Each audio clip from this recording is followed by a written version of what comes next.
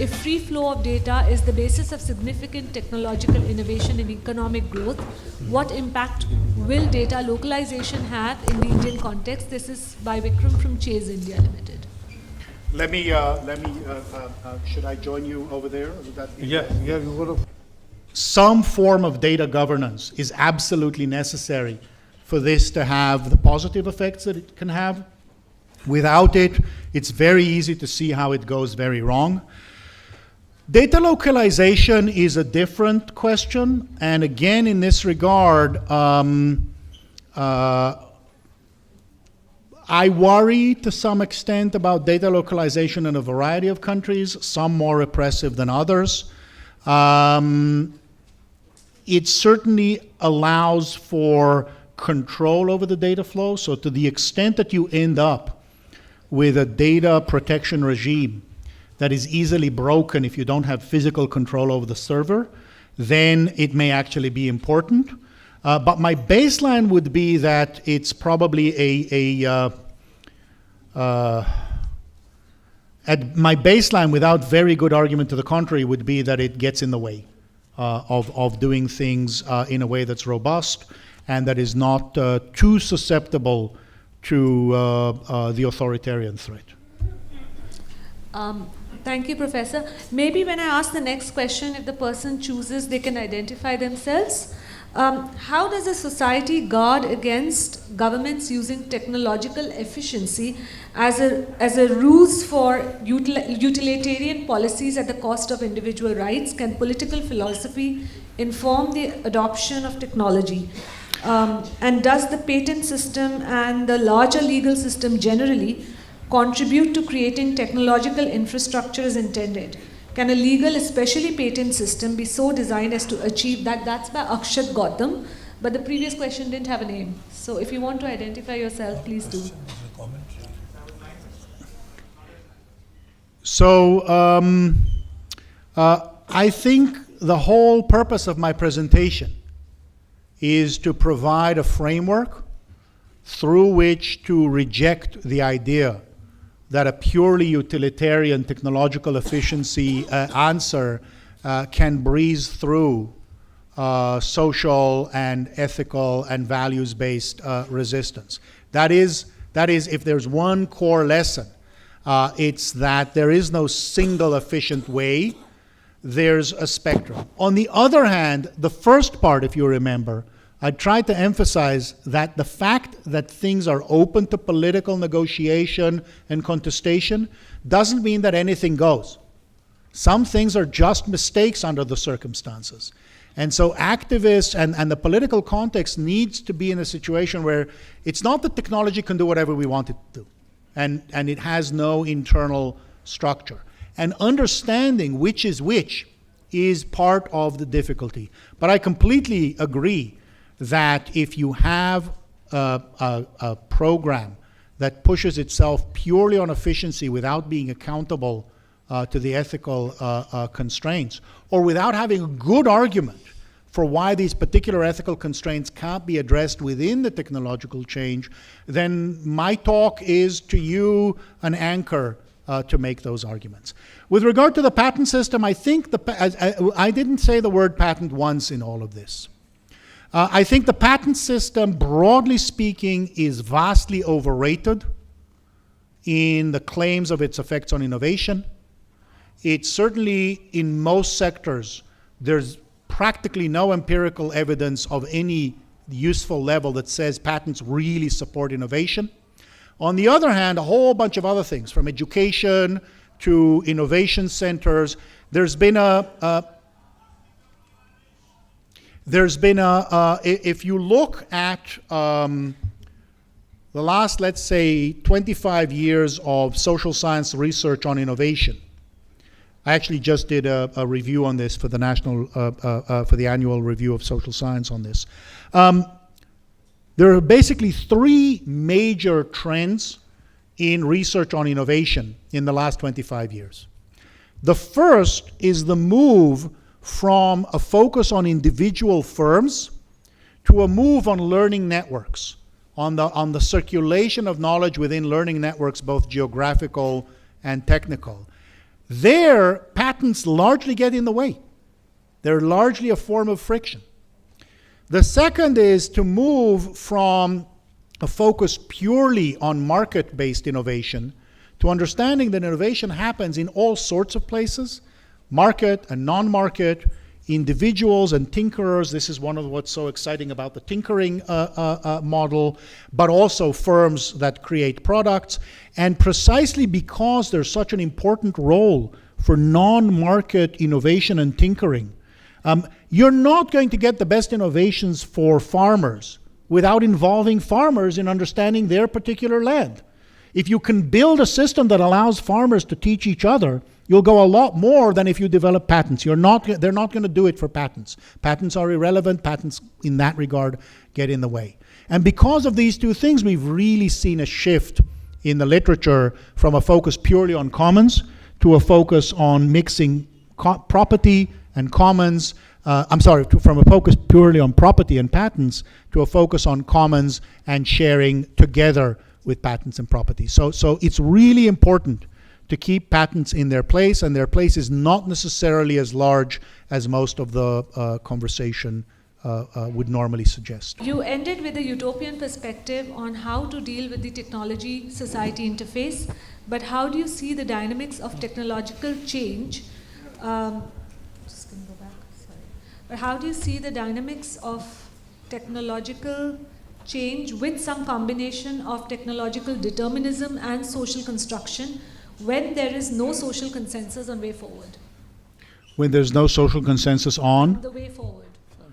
On the way forward. Was that? So yes, I think just to clarify, I think your last slide, in terms of your adaptive learning system, suggested a kind of what I would call a kind of a utopian perspective on getting all the elements right.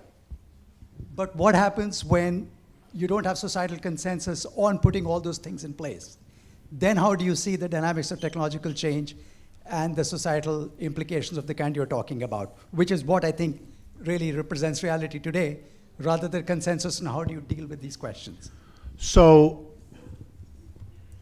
each and every one of the examples that I gave, except perhaps the robots in Germany, was a story of contestation, of political contestation, and not all of them had happy endings because of the way that the political alliances played out. I think that a society that agrees on all of the goals together is almost certainly a very homogeneous society or a very authoritarian society. It's very clear to me from the few days I've been here that you are neither. There will be contestation. There will be winners and losers. I think the politics matter. I wish there were a utopian framework from which to stand and say what should be. So how does that connect to my...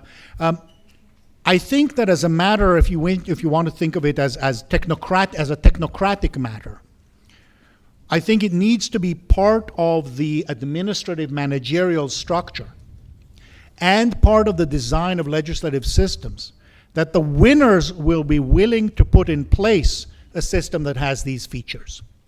That is to say that the shared understanding among everyone, and I understand that that's hard, but that the shared understanding is that no one holds the truth forever. At best, I hold my best understanding of the truth of how to manage our competing values and our competing understandings of what's going on in the world. I hold the best understanding I have, and I today have the majority. Let me implement it in a way that if tomorrow things look like they're going poorly, I know about it, and I can revise that decision. I understand that this goes against every bureaucratic and political instinct of showing that that everything you've said is right. It's really hard. But I think that means, that's why I'm saying designing accountability mechanisms, measurement systems that will actually give you feedback quickly and publicly, transparently. Part of what I had there on the slide was designing accountability measures that are not only accountability inside so that we see here that it's not working, but that are publicly transparent. That takes a lot of discipline. It takes a lot of humility. It also takes from the public a lot of respect for the fact that people are willing to admit they're wrong. And that's a big ask and a big innovation, but that's the best I can do. Professor, before I ask my question, may I compliment you for a very excellent and thorough lecture. Thank you very much. My question is there any inherent conflict between technology and ideology? Technology and? Ideology? And if your answer is in the affirmative, would you give some instances? I don't see them as inherently in conflict. I see them as complements. And this has to do with how I use the definitions. And because of the briefness of time, I didn't spend the time on the definitions. When I say ideology, what I mean is our shared understanding of how the world works. What goes with what, how things work together, what is the order of things, what causes what. It's a sense of how the world works, rather than egalitarian versus something else. I mean it in that sense. And when I say technology, I mean the congealed experience of practical knowledge. And so these two influence each other because both of them are forms of knowledge. One is a general knowledge of how the world works that we all just take for granted in our relations with each other and how we build our systems. And the other is that portion of that knowledge that has been reduced to practice that helps us do things in the material world. And what that does is it creates friction about what we can do. There are just some things that an architecture allows you to do or doesn't allow you to do, and until you change it with a lot of effort, you're stuck with that. And those two are essentially different components of how we work in the world and how we understand ourselves in the world and what works. Thank you, Professor Benkler. We've been told. We got time we cannot for take any more one last question. We can take one last Yeah, question? one last question. I'll take one from, just for in order of the way I received it, from Mr. Philip Grinstead. What role do industry-driven voluntary standards play to protect data, both self-regulation and co-regulation? And after that, I think we might have to close it. So the question was, how do we think of industry self-regulation? And just so that I know, whose question is it, so that I know? Philip Grinstead, if he's still here. I think there's no single answer to that. I think it depends on the particular, on the industry, on the norms in the industry, on the capacity of the government, on the capacity of civil society. We have seen industry self-regulation often used as a way of essentially say, government, keep away. And often it's been framed in terms of the government can't do it, so let us do it more efficiently. And as a practical matter, it hasn't worked. On the other hand, we've certainly seen situations where an industry knows itself when its interests are really well aligned. So when its interests are really well aligned with what's in the public interest. And you can see it sometimes work. But I'd say in the political landscape, I'm generally skeptical of self-regulation as a complete solution. If it is a solution, it has to happen within a very clear context where there's regulatory capacity to check the actual practices and to come in and threaten to take over if self-regulation doesn't do the trick. Because you always have to worry. It's the trade-off between how much knowledge there is in the industry of what's going on and how much self-dealing and self-interest there is. And so to the extent you can get those just right, or to the extent that you just don't have state capacity, self-regulation works. But it's a very delicate balance between those two. I was very intrigued that you got the first headlines of the newspaper today on Aadhaar. It is worrying us all, the honest and the educated people, because the corrupt people are running away. No Aadhaar data is required of them. And our billionaires, unlike billionaires abroad, nobody has denuded the banks in Europe and in America and have run away to other countries. It's only our billionaires who have run away with our public money, crores of rupees, and we need to know how to get them back. I appreciate the question. I primarily will have to plead ignorance on this one. I've done my, no, I'm not trying to avoid. I'm genuinely simply trying to be truthful about the limits of my own knowledge about your system, both the technical system and the social system. And because I don't know the details of who the billionaires are, how they ran away, with what public money they ran away, and under what circumstances, I'm really, I'm hearing the, I'm saying this as a matter of respect for not just talking without knowledge. It's clear to me that you're expressing a genuine concern about opportunities for corruption that simply cannot be responded to within the framework, because they're not about centralization or not centralization. They're not about security. They're about something that's much more fundamental that you're concerned with. And I don't know that the kinds of fraud or corruption that you're describing are connected to the kind of systems that identification through Aadhaar would be able to address or respond to. So I'm not trying to avoid you. I just don't know the answer because I don't know enough of the details of what's going on. Shri N.N. Vora, President IIC, trustees of IIC present here today, distinguished speakers on the dais, ladies and gentlemen, I deem it a privilege to propose the vote of thanks for the inaugural session of the series on digital technology, Metamorphoses. First of all, I thank Shri N.N. Vora, President IIC, for having consented to chair the inaugural session of this very significant series and sparing his valuable time to be with us today. Our heartfelt thanks to our special guest, Professor Benkler from Harvard University, for having accepted our invitation to deliver the keynote address. Professor, your engaging and fascinating lecture has truly given an excellent and befitting start to this series of talks on technology. Few hours ago, Professor Benkler was in my office and he asked a very general question on the type of audience and what kind of a talk would do well.